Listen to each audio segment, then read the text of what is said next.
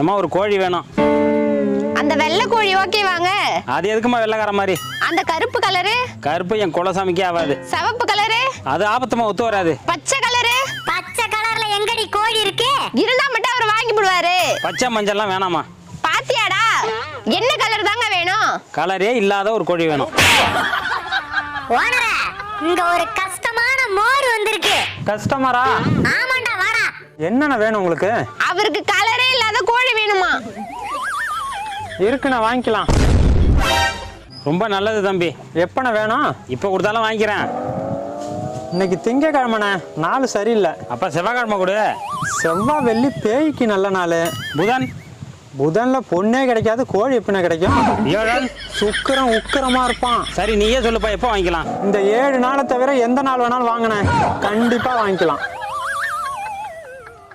சரி தம்பி, கண்டிப்பா வரேன். ஓனரை பார்த்து